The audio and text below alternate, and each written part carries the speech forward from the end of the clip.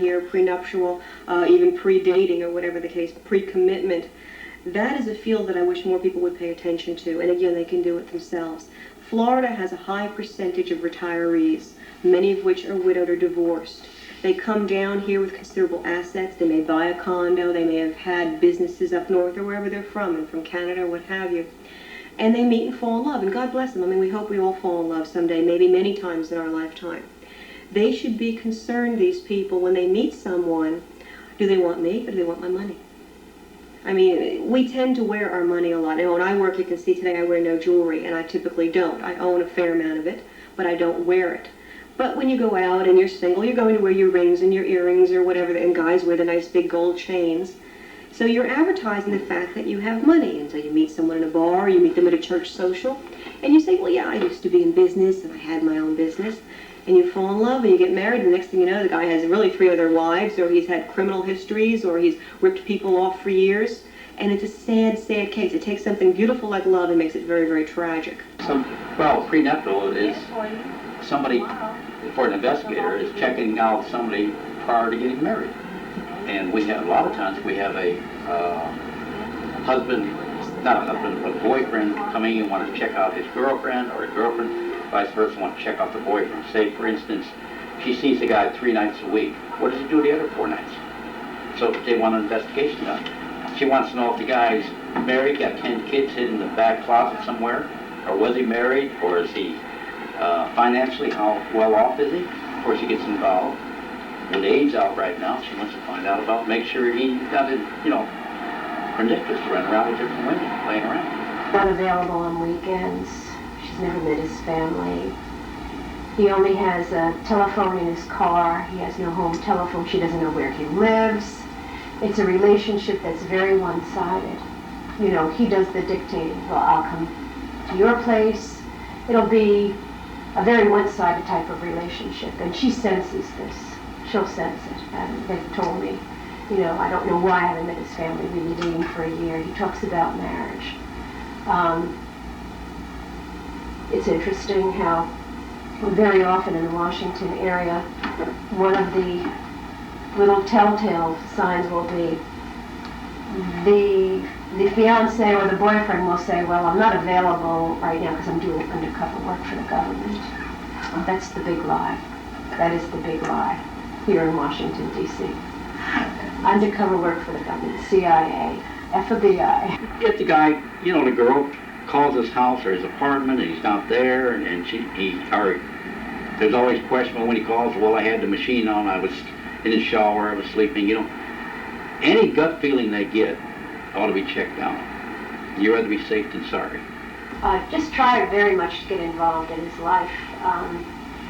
You'll know after a while whether somebody is being truthful with you or not.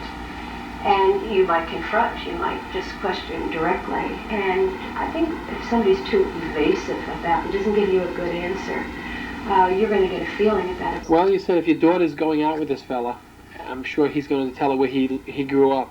She could ask him, where did you live? What street? What city? It doesn't have to be the exact street. If you know the city or county, that's really all you need to know. And his full name, if he's telling you the truth. But really, try to get as involved in his life as you possibly can. And if he won't let you get involved, that's very, very telling. But if you feel there's something wrong, I can almost assure you that there is. All right? Your instincts are 100% right. And I always say, when they come in and they start telling me what's going on, I ask them, tell me the pattern about the guy. Tell me what he's doing. Tell me what his lifestyle is normally. And, if she only sees the guy, say she sees him 4 nights a week, 5 nights a week, and they physically only get involved 1 night a week, if he's a young man, there's a good chance that he's maybe doing something else, spreading it around sort of. Where are you from? What did you do how long have you been an attorney? Where did you go to school? Were you married before? And then the daughter will say, Mother, as usual. But these questions should be asked, and everybody should be checked out. You can't take people for face value anymore. We have too much disease going around. AIDS. We have people that are hitting people up for money in these hard times. So everybody should be checked out. And it will always depend on how far back you want to go to find out what you want to know. If you're uncomfortable with the individual because you think your daughter's marrying this individual who is interested in the money, you're probably right. How far back you want to go is you need some documentation on things that he has either stated or said and or are official somehow, and that he supposedly graduated from this school, etc. Schooling, okay. If somebody said they graduated from Harvard, it's very easy to call up the registrar's office. As a person in the street, you don't have to be a private investigator to get and to verify that information. A lot of people exaggerate their school background or what school they went to. This is one of the easiest things to find out, really. His educational background. Well, if he tells you where he went to school, you can call the registrar's office, find out or you can call student records, and you can ask them for that, and they'll tell you what year he graduated. And you can find out who his first grade teacher is if you want to go back that far, but you really don't have to. What premarital work does with a PI, what premarital work can be for anyone, is a basic background investigation. Is this person truly divorced as they say they are, or truly widowed? I mean, that's probate records. That's civil court records of divorces. Is this person from where they say they're from? Are they really from Virginia? Have they spent their whole life there? Call up county court records. If they own property there, that is public record.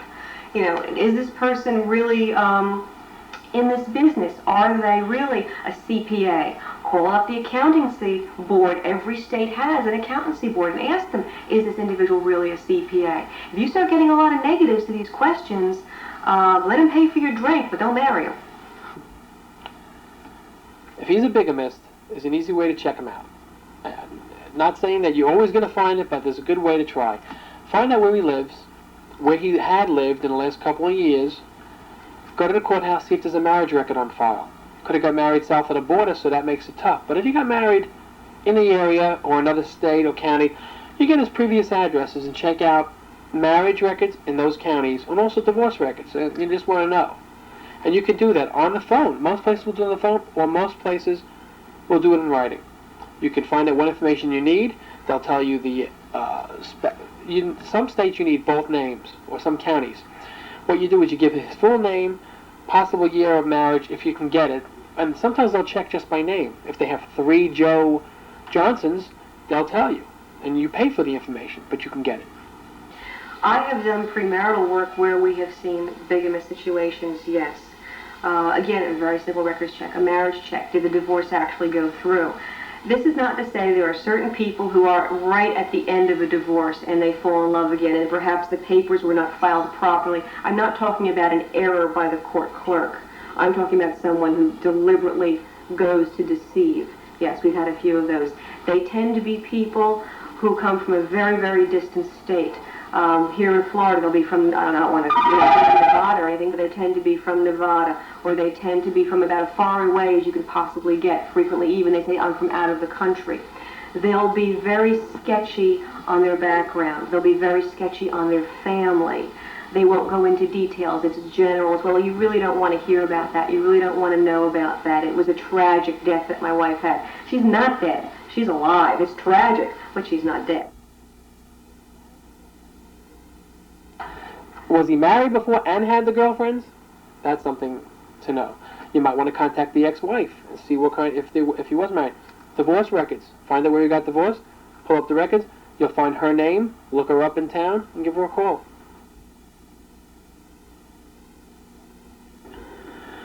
Well, if we were going to do a background on someone, we might want to do, here we have divorce records and marriage records. Very important if you're doing a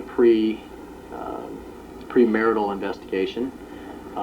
If the individual is claiming that they have never been married before, but you've never been to their house, and yes, this is this happens quite a lot. They always make excuses to come to your house instead, and they never are able to stay with you very long, or all of a sudden on a weekend they're able to stay with you, but that's it.